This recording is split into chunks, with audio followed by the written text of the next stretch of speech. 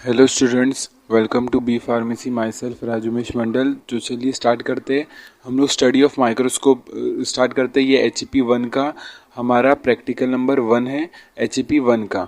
ठीक है, तो हम लोग ने थियरी भी स्टार्ट कर दिया, जहाँ पर हम लोग हार्ट के बारे में पढ़ रहे हैं, उसके लोकेशन, उसका लेयर्स, उसका चेम्बर्स, पेरिकार्डियम क्या होता है, सब थियरी में कवर किया है। आगे थियरी भी चलते रहेगा और प्रैक्टिकल भी चलते रहेगा। तो प्रैक्टिकल भी देख लेते क्या है। तो हम लोग पहला प्रैक्टिकल एक्सपेरिमेंट नंबर 1 स्टार्ट कर रहे हैं, that is study of microscope. ठीक है, तो आपका कॉलेज स्टार्ट हो गया, तो ये प्रैक्टिकल आपने देखा होगा, स्टडी ऑफ माइक्रोस्कोप स्टार्ट कर रहे हैं।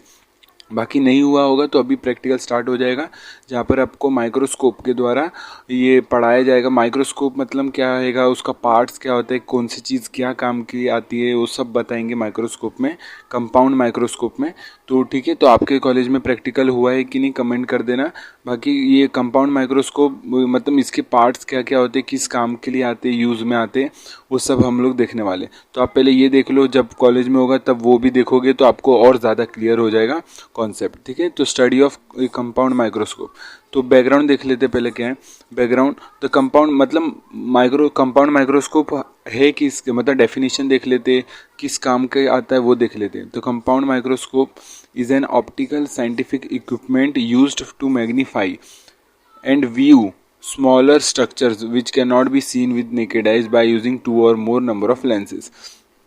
मतलब इसमें क्या किया, कंपाउंड माइक्रोस्कोप आपने देखा होगा लाइक ऐसे। ठीक है, कंपाउंड माइक्रोस्कोप ऐसा होता है, आप देख सकते हो, ये वाला, ये रहा कंपाउंड माइक्रोस्कोप। सुनो, ध्यान से सुनो, मैं आपको बताता हूँ अच्छे से। यहाँ पर सुनो, ये कंपाउंड माइक्रोस्कोप आप देखे होंगे, नहीं ये 11th-12th में भी दिखाया होगा कॉलेज में। ये रहा कंपाउंड माइक्रोस्कोप, जहाँ पर आप देख सकते हो ये कैसे, ये लेंसेज होते हैं, ये जूम करने में वही, मतलब एक 10x होता है, 445 होता है, फिर और एक 100x होता है, जिसको ऑयल इमर्जन भी बोलते हैं। आप पढ़ोगे आगे, अभी मैं बताऊंगा। जहाँ पर ये 3 लेंसेज, ऑब्जेक्टिव लेंसेज होते हैं, जहाँ पर हम लोग इसके थ्रू जूम करके देखते हैं। यहाँ पर एक अपना स्पेसिमेन रहता है प्रेजेंट, और यहाँ पर हम जूम करके देखते हैं इसके थ्रू। तो ठीक है, यहाँ पर आइज डालते हैं, यहाँ से जाता है, और यहाँ से हम लोग जूम करके देखते हैं कौन से हम लोग को लेंस से देखना है। तो बेसिकली मेनली हर चीज़ के लिए हम लोग 10x यूज़ करते हैं, 45x। और ऑयल इमर्जन मतलब ऑयल में जब ऑयल की लेयर हम लोग डालते हैं स्लाइड पर, ऑयल के थ्रू हम लोग देखने की कोशिश करते हैं। ऑयल इमर्जन से समझ में आ रहा है। ठीक है, तो हम लोग उसमें 100x तक देख सकते हैं कंपाउंड माइक्रोस्कोप में। तो ये डिफरेंट डिफरेंट चीज़ें काम आती है। ठीक है, तो स्टार्ट करते हैं। क्या है compound microscope? Of course smaller चीज़ों को मैग्नीफाई करके देखने में हेल्प करती है हमारे को। तो चलिए स्टार्ट करते हैं। कहाँ थे हम लोग? डेफिनेशंस पे आते हैं। Compound microscope is an optical scientific equipment use to magnify, बिल्कुल मैग्नीफाई करता है किसको? छोटे ऑब्जेक्ट्स को, जिससे हम लोग अच्छे से देख पाए, जिसको हम लोग नेकेड आइज से नहीं देख सकते। नेकेड आइज का मतलब क्या होता है? हम लोग जब अपने आंखों से नहीं देख पाते छोटी चीज़ों को, तो उसको मैग्नीफाई करने के लिए हम लोग कंपाउंड माइक्रोस्कोप का यूज़ करते हैं। ठीक है, इसमें 2 या 3 लेंसेज होते हैं। अभी देखेंगे हम लोग 10x, 45x और 100x का। The compound microscope is commonly used in biological experiments. इसका मतलब क्या है? बायोलॉजिकल एक्सपेरिमेंट्स में जैसे हम लोग टिश्यूज पढ़ रहे हैं, कार्डियक मसल हो गया, ठीक है, फिर स्मॉल इंटेस्टाइन, ये सब चीज़ों को देखना हो तो हम लोग कंपाउंड माइक्रोस्कोप का यूज़ करेंगे। ठीक है, तो आपको कॉलेज में बताया भी जाएगा, जहाँ पर आपको टिश्यूज, बहुत सारे टिश्यूज दिखाएंगे। ठीक है, तो टिश्यूज हो गए, जैसे कार्डियक मसल हो गया, फिर आपको स्मॉल इंटेस्टाइन दिखाएंगे, सेरिब्रम दिखाएंगे, वो कंपाउंड माइक्रोस्कोप में। तो आप पहले ये देख लो, फिर आपको जब एक्चुअल में कराया जाएगा प्रैक्टिकल, तो आपको और भी समझेगा। तो ठीक है, तो आप इस वीडियो को देखो, फिर जब प्रैक्टिकल कराएंगे तो और समझेगा। और बिल्कुल अगर हो चुका है प्रैक्टिकल तो आप कमेंट करके बताना कि आपके कॉलेज में हो चुका है। तो biological experiments, it provides high magnification, enlargement of appearance और image of the object as well as fair resolution. मतलब रिजोल्यूशन भी अच्छा हो जाता है, और ये छोटी चीज़ों को मैग्नीफाई करके बताता है। बस वही चीज़ें लिखी है। ठीक है, तो स्टार्ट करते हैं रिक्वायरमेंट के बारे में। तो रिजोल्यूशन मतलब आपको समझ में, फेयर रिजोल्यूशन मतलब इतना रिजोल्यूशन है कि आप चीज़ें देख सकोगे, ठीक है, उतना रिजोल्यूशन है कंपाउंड माइक्रोस्कोप में। और एकदम छोटी चीज़ों को देखना तो आपको इलेक्ट्रॉन माइक्रोस्कोप, ये सब चीज़ें को ज़रूरत पड़ती है। एक सिंपल माइक्रोस्कोप होता है, एक कंपाउंड माइक्रोस्कोप होता है, एक इलेक्ट्रॉन माइक्रोस्कोप होता है, ये सब बहुत सारे माइक्रोस्कोप होते हैं। हम लोग के कोर्स में क्या है, दैट इज़ कंपाउंड माइक्रोस्कोप। तो ये डेफिनेशन देख लिया, यहाँ तक क्लियर है। तो चलिए देखते हैं आगे की चीज़ें, आगे देखते हैं आगे और क्या है। वेट अ मिनट, हाँ, तो रिक्वायरमेंट देख लेते क्या है, रिक्वायरमेंट देखते हैं। रिक्वायरमेंट क्या होता है, अ कंपाउंड माइक्रोस्कोप चाहिए हम लोग को। थियोरी में क्या लिखना है कि पार्ट्स ऑफ माइक्रोस्कोप, मेन यही हम लोग को काम है कि माइक्रोस्कोप के हम लोग को पार्ट्स बहुत सारे हैं, उसको हम लोग को देखना है डिटेल में कि कौन से पार्ट्स किस काम के आते हैं। पूरे पार्ट्स को आपको कंपाउंड माइक्रोस्कोप को पढ़ना है, ठीक है। तो इसमें क्या होता है, 4 पार्ट्स होते हैं, 4 सेट्स ऑफ पार्ट्स होते हैं। अब मतलब इसमें मतलब ये 4 सेट होते हैं, इसके अंदर भी एक पार्ट्स होते हैं बहुत सारे कंपाउंड माइक्रोस्कोप के। तो ये 4 मेन पार्ट है या कैटेगरी बोल सकते हो। जहाँ पर क्या है, पहला है स्टैंड, जिसपे कंपाउंड माइक्रोस्कोप खड़ा है। तो स्टैंड और द सपोर्ट सिस्टम हम पढ़ेंगे कंपाउंड माइक्रोस्कोप का। फिर हम पढ़ेंगे मैग्निफिकेशन सिस्टम कंपाउंड माइक्रोस्कोप का, ऑप्टिक्स के बारे में पढ़ेंगे, लेंसेज के बारे में पढ़ेंगे कंपाउंड माइक्रोस्कोप का।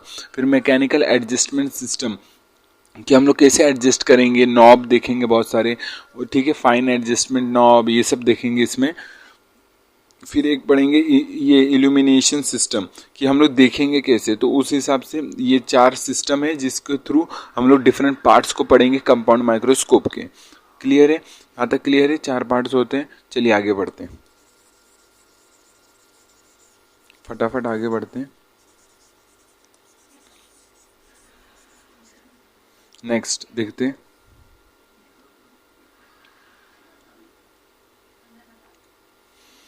अब पढ़ते हैं, 4 पार्ट देख लिया। नेक्स्ट पढ़ते आगे, दैट इज सपोर्ट सिस्टम। तो पहला पार्ट को हम लोग लेके चलते सपोर्ट सिस्टम कि कौन कौन से माइक्रोस्कोप मतलब कंपाउंड माइक्रोस्कोप के सपोर्ट या स्टैंड होने के लिए कौन से हेल्प कर रहे हैं पार्ट्स, वो देखे। चलिए स्टार्ट कर दें। This system consist of tube, पहला आता है ट्यूब। अब ट्यूब क्या होता है, जैसे कि मैं बता दूं यहाँ पर ट्यूब क्या हो रहा है। जैसे ये tube, it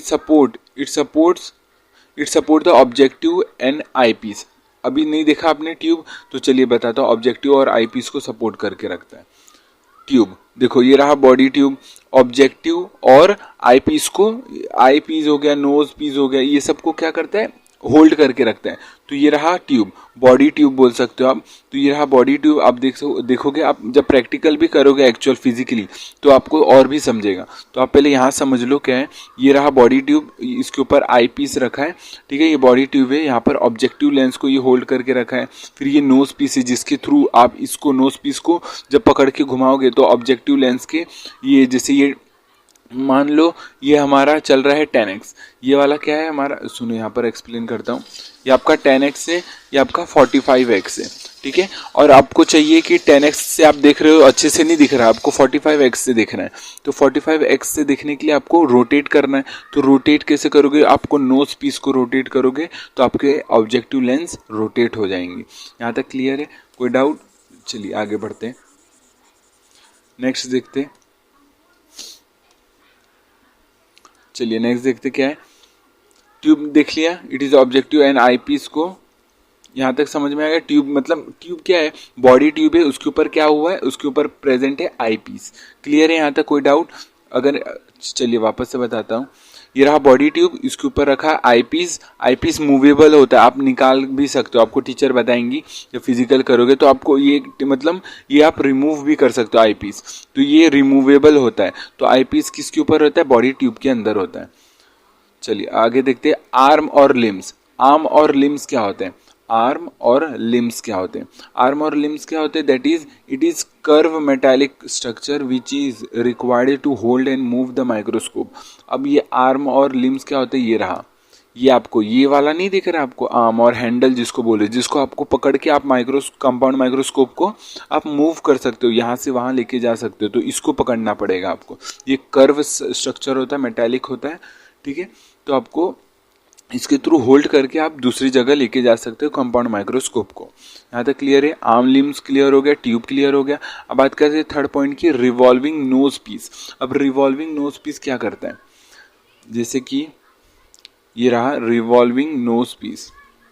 revolving nosepiece, revolving nose piece, it holds the object at the place while we are observing the sample, it is objective changer।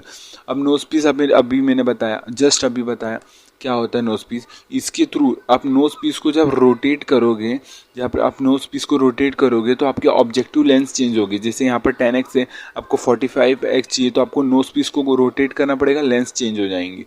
ठीक है, यहाँ तक क्लियर है। नोज पीस क्लियर हो गया, लिम्स क्लियर हो गया जिसको आर्म बोल रहे हैं, और ट्यूब क्लियर हो गया। ट्यूब को बॉडी ट्यूब भी बोलते हैं। ठीक है, और स्टेज की बात करते हैं। स्टेज क्या होता है, जिसके ऊपर हम सैंपल बाकी सब चीज़ें रखेंगे। तो देखते क्या है, it is a flat square shaped ये सरफेस अटैच्ड, स्क्वायर की जगह पर रेक्टेंगल भी बोल सकते हो, square shaped structure attached superiorly to the lower end of the arm on which we put our slides. तो एक स्टेज होगा, लोखंड का स्टेज होगा जिसके ऊपर आप अपना स्लाइड रखोगे ऑब्जर्व करने के लिए। ठीक है, उसको स्टेज बोलेंगे। It possesses pair of spring clips, एक क्लिप्स भी होंगे, लोखंड के क्लिप्स होंगे आप देखोगे, which hold the slide in place. मतलब यहाँ देखो, हाँ यहाँ देखो, ये रहा आपका ये आपका स्टेज, ये वाला रहा आपका स्टेज, और ये वाला है ना, ये वाला जो वाइट वाले टाइप में, ये आपका क्लिप है। और यहाँ पर एक स्लाइड होगा जो आप जिसके थ्रू देखोगे, कांच का स्लाइडर होगा। कांच के स्लाइड को होल्ड करके रखना अपनी जगह पे, हम लोग ये क्लिप का इस्तेमाल करेंगे। और ये क्लिप किसके ऊपर रेस्ट है, दैट इज स्टेज के ऊपर रेस्ट है। यहाँ से नहीं दिख रहा है, यहाँ देख लो, ये रहा क्लिप, ये दोनों क्लिप रहा, ये अपना ये कांच का क्या हो गया, स्लाइड हो गया, ग्लास का स्लाइड ये रखा, इन दोनों को क्लिप है, ये इन दोनों कांच को होल्ड करके रखेंगे एक दूसरे को, मतलब एक दूसरे पर होल्ड करके रखेंगे ग्लास स्लाइड को। और ये रहा स्टेज जिसके ऊपर स्लाइड रखा हुआ है। क्लियर है, कोई डाउट? सिंपल है यार, चीज़ें समझ लोगे। ठीक है, यहाँ तक क्लियर। बाकी द फुट क्या करता है, फुट क्या करता है, it is a heavy metallic bottom part which support all the other parts of the microscope and may be oval, tripod or horseshoe shape। तो आप मेनली horseshoe shape देखोगे। ठीक है, तो horseshoe shape देख सकते हो, ये रहा horseshoe shape। horseshoe shape क्या होता है, लगभग यू टाइप में आप देख सकते हो, यू टाइप में होगा। ये बेस होता है, सबसे मोटा होता है, लोखंड का होता है, जो पूरे पार्ट को, ये देखो इसके ऊपर कितने पार्ट्स है, ये पूरे पार्ट्स को क्या करता है, होल्ड करके रखता है ये बेस, ये नीचे वाला लोखंड का बेस जिसके ऊपर स्टैंड होता है बेसिकली अपना पूरा कंपाउंड माइक्रोस्कोप। क्लियर है, कोई डाउट है? सिंपल एकदम। ट्यूब क्या होता है, बॉडी ट्यूब, ये रहा बॉडी ट्यूब, इसके ऊपर आई पीस होता है, आई पीस ये क्या करता है, होल्ड करके रखता है नोज पीस और ऑब्जेक्टिव लेंस को। यहाँ तक क्लियर हो गया। फिर हम लोग ने पढ़ा आर्म्स को, जिसके थ्रू हम लोग पकड़ के उठा के दैट इज एक जगह से दूसरी जगह रख सकते हैं कंपाउंड माइक्रोस्कोप को। फिर नोज पीस के थ्रू हम लोग ऑब्जेक्टिव लेंस को चेंज करके हम लोग मैग्नीफिकेशन बढ़ा कम कर सकते हैं। ठीक है, और स्टेजेस की बात करें, स्टेज क्या होता है, जिसके ऊपर हम लोग अपना स्लाइड रखते हैं और स्लाइड को होल्ड करने के लिए हम लोग क्लिप्स का इस्तेमाल करते हैं, स्प्रिंग क्लिप्स बोलते हैं। ठीक है, और फुट का मतलब जिसके ऊपर पूरा बेस है, मतलब पूरा बेस जहाँ पर पूरा पार्ट्स कंपाउंड माइक्रोस्कोप के पार्ट्स प्रेजेंट है या होल्ड करके रखता है बेस। क्लियर है, सपोर्ट सिस्टम कंप्लीट अपना कंपाउंड माइक्रोस्कोप का। नेक्स्ट बढ़े, आगे बढ़ते हैं। अब बढ़ते हैं मैग्नीफिकेशन सिस्टम, जिसको ऑप्टिक सिस्टम भी बोलते हैं। इसकी पीडीएफ की लिंक आपको डिस्क्रिप्शन में, मतलब टेलीग्राम पे और व्हाट्सएप ग्रुप में मिल जाएगा। ठीक है, तो आप वहाँ चेकआउट कर सकते हो, आपको मिल जाएंगे इसकी पीडीएफ। और रेफरेंस बुक्स के भी पीडीएफ आपको व्हाट्सएप ग्रुप और टेलीग्राम ग्रुप दोनों पे मिला है। ठीक है, जिनको ज्वाइन है उनको पता है वो सब। तो द ऑप्टिक और मैग्नीफिकेशन सिस्टम, अब क्या होता है, नेक्स्ट पढ़ते हैं ऑप्टिक और मैग्नीफिकेशन सिस्टम। अभी तक कोई डाउट नहीं है, सपोर्ट सिस्टम में कंप्लीट एकदम क्लियर है।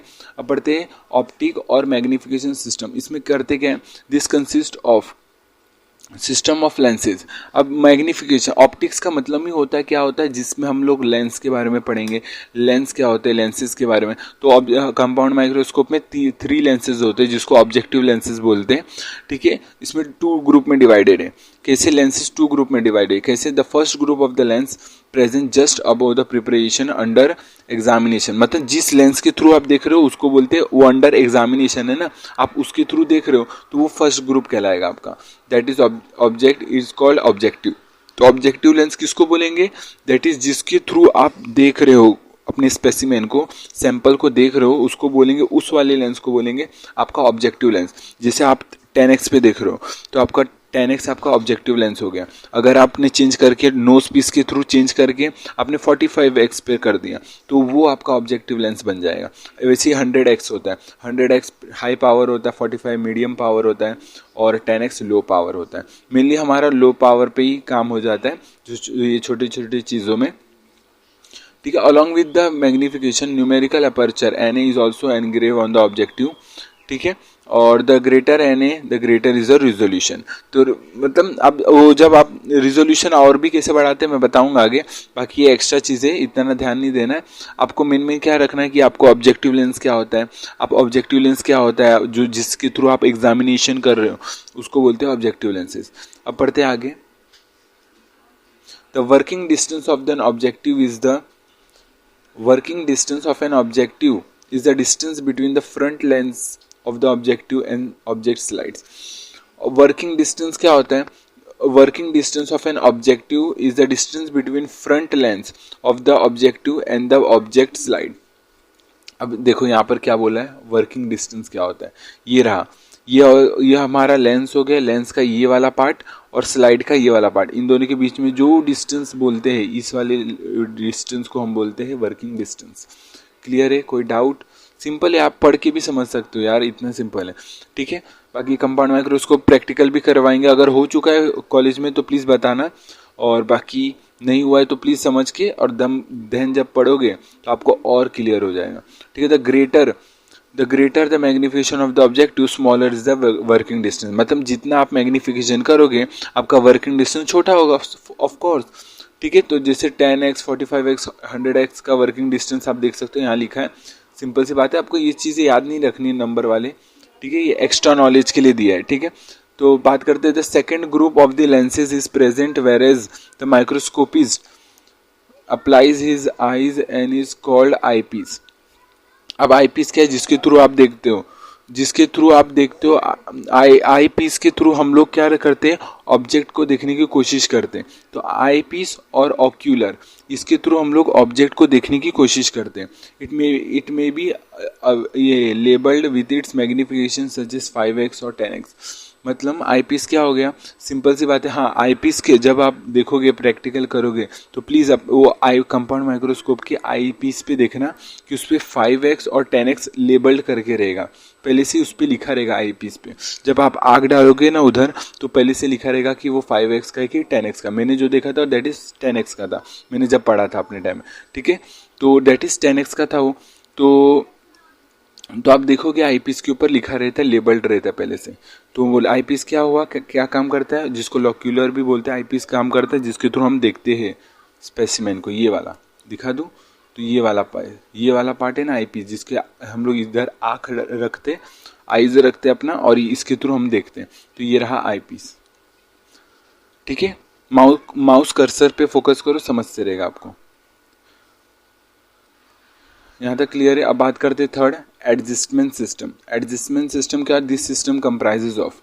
एडजस्टमेंट सिस्टम में क्या करना है, द कोर्स एडजस्टमेंट नॉब। अब कोर्स एडजस्टमेंट नॉब, अब एडजस्टमेंट सिस्टम में क्या करना है कि आपको कैसे रेजोल्यूशन कम ज़्यादा एडजस्ट कैसे करना है, वो नॉब्स क्या क्या काम आती है। ये रहा है नॉब्स, ये जो भी रोटेट करने की चीज़ें होती है उसको बोलते हैं नॉब्स।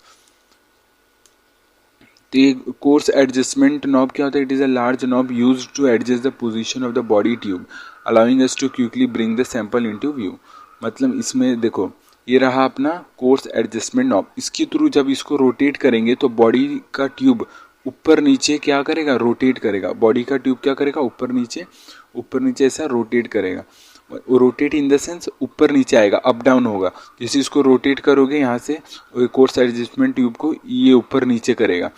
ऊपर नीचे करने से क्या होगा, जिससे आपका ऑब्जेक्ट जिसको आप सैंपल में देख रहे हो, अगर ब्लर दिख रहा है तो आपको प्रॉपरली दिखने लग जाएगा, ठीक है। यहाँ तक क्लियर है। अब फाइन एडजस्टमेंट नॉब क्या होता है? जैसे आपको डिस्टेंस यहाँ का पता चल गया, वर्टिकल डिस्टेंस ये कवर करते हैं। और जैसे फाइन एडजस्टमेंट नॉब क्या करता है, इसको जब घुमाओगे, जब फाइन एडजस्टमेंट नॉब को घुमाओगे उससे और ज़्यादा, नाम से समझ में आ रहा है फाइन, अगर और एकदम क्लियर देखना है तो आपको फाइन एडजस्टमेंट ट्यूब को रोटेट, अब जब एक्चुअल में रोटेट करोगे ना तो आपको पता चल जाएगा कि कौन सा रिजोल्यूशन ये बेस्ट है। तो आपको बेस्ट रिजोल्यूशन को दोनों में यूज़ करना है, तब को आपको बेस्ट रिजोल्यूशन दिखेगा। दोनों को यूज़ करना है। ये वर्टिकल बॉडी ट्यूब को वर्टिकली ऊपर नीचे करेगा, और ये वाला क्या करेगा, फाइन एडजस्टमेंट क्लियर करेगा वो सैंपल को देखने के लिए।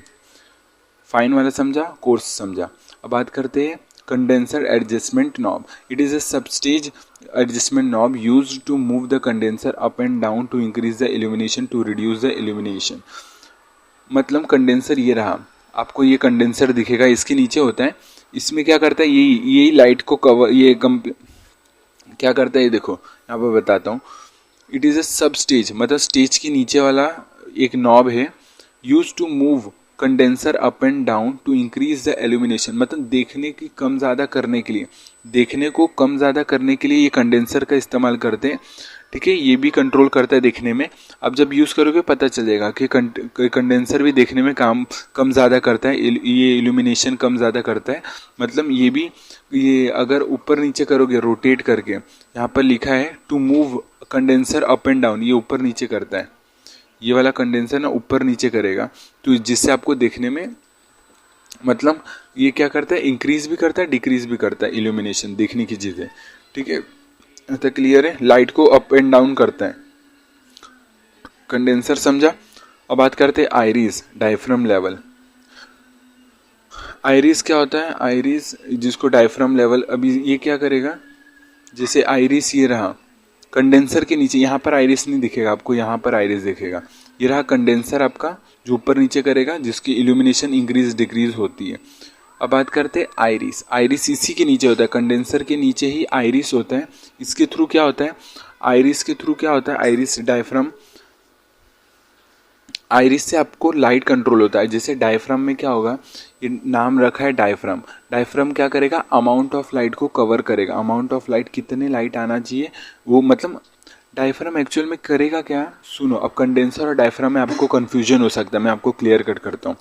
डायफ्राम करेगा क्या, आपको लाइट चाहिए कि नहीं वो आपको डिसाइड करना है डायफ्राम पे। अगर रोटेट करोगे तो डायफ्राम क्लोज हो जाएगा, तो लाइट आना बंद हो जाएगा सैंपल पे, क्योंकि नीचे से लाइट सोर्स आएगा तभी आपको सैंपल दिखेगा ना। तो लाइट अगर आपको बंद कराना है तो डायफ्राम को रोटेट कर देना। अगर डायफ्राम को दूसरी साइड रोटेट करोगे तो वो ओपन हो जाएगा, जिसके थ्रू लाइट अंदर जाएगा, जिसके थ्रू आप देख सकते हो। तो लाइट को आना या नहीं आना वो डिसाइड कौन करता है, डायफ्राम। और कंडेंसर क्या करता है, अमाउंट ऑफ लाइट को कंट्रोल करता है कि कितना लाइट आना चाहिए, कितना लाइट नहीं आना चाहिए फॉर विजिबिलिटी। क्लियर है यहाँ तक कंडेंसर डायफ्राम में। अब बढ़ते हैं नेक्स्ट पार्ट की तरफ, दैट इज इल्यूमिनेटिंग सिस्टम। अब इसमें होता क्या है, इल्यूमिनेटिंग सिस्टम में देखते क्या होता है। अब लाइट सोर्स, इसमें हम लोग मिरर्स के बारे में पढ़ेंगे। ये जो मिरर्स नहीं, इसके नीचे ये जो मिरर प्रेजेंट है, ये रहा जो कांच प्रेजेंट है मिरर, ये क्या करता है काम वो देखते हैं। लाइट सोर्स, अब लाइट सोर्स क्या है, both electric light and day light, इसमें इतना डिटेल नहीं जाना है। ठीक है, लाइट सोर्स में क्या, वही आप सनलाइट से ले रहे हो कि आर्टिफिशियल लाइट ले रहे हो या सनलाइट ले रहे हो, नेचुरल लाइट ले रहे हो, वो डिपेंड करता है लाइट सोर्स। इतना ही, आपको इतना डिटेल नहीं जाना है। मिरर में क्या करना है, मिरर क्या करता है आपको, हाँ मिरर में एक ध्यान रखना है, ये जो मिरर है ये देखो एक साइड कर्व रहेगा। आप जब देखोगे तो मिरर एक साइड कर्व रहेगा और एक साइड प्लेन रहेगा। तो एक प्लेन मिरर होता है, एक कॉन्वेक्स मिरर होता है, ध्यान से देखना ज़रा। ठीक है, एक प्लेन, एक साइड मिरर के एक साइड पे प्लेन होता है, एक साइड पे कॉन्वेक्स होता है। तो it is located beneath the condenser, बिल्कुल। और इसमें कौन सा मिरर होता है, एक, हाँ सॉरी, ये देखो फ्लैट मिरर होता है use in the presence of condenser, और एक कॉनकेव मिरर, सॉरी एक कॉनकेव मिरर होता है। कॉनकेव मिरर जैसे मतलब ऐसे होगा, सुनो मैं डायग्राम बता देता हूँ, सॉरी कॉन्वेक्स निकल गया मुझ से, ऐसा होगा। देखो मैं आपको डायग्राम ही बता देता हूँ। जैसे मिरर ऐसा होगा, एक साइड प्लेन होगा और दूसरी साइड ऐसा होगा। तो एक साइड कॉनकेव होगा और एक साइड दैट इज प्लेन होगा। तो आप जब रोटेट कर सकते हो आप मिरर को, नीचे साइड ना कंडेंसर के नीचे साइड प्रेजेंट होता है ये मिरर, आप एक साइड प्लेन होगा और एक साइड क्या होगा, कॉनकेव होगा। ठीक है, कॉनकेव क्यों इस्तेमाल करें, क्यों कन्वर्ज कर देता है, वो लाइट को कन्वर्ज कर देता है सैंपल पे, जिससे आपको लाइट सोर्स अच्छा प्रॉपर मिलेगा, तो आपको देखने में आसानी होगी। तो कॉनकेव का यही काम है। और फ्लैट भी यूज़ होता है, कॉनकेव भी यूज़ होता है। तो एक साइड फ्लैट होता है, एक साइड कॉनकेव होता है, और इसको आप रोटेट कर सकते हो पूरे मिरर को। ठीक है, अब जब यूज़ करोगे पता चल जाएगा। बात करते हैं कंडेंसर की। अभी बात कर लिया था कंडेंसर, सेम चीज़ें क्या करता है, वही अमाउंट ऑफ लाइट को कंट्रोल करता है, जिससे हम लोग इल्यूमिनेशन को इंक्रीज डिक्रीज करते हैं। ठीक है, आगे बढ़ते हैं।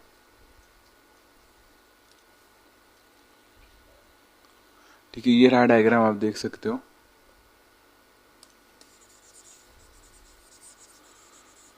ठीक है, अब ये डायग्राम देखते हो तो ये कौन सा ट्यूब है या आइज है, ये एक्स्ट्रा भी थोड़ा बताया, इसमें इतना डिटेल नहीं जाना है।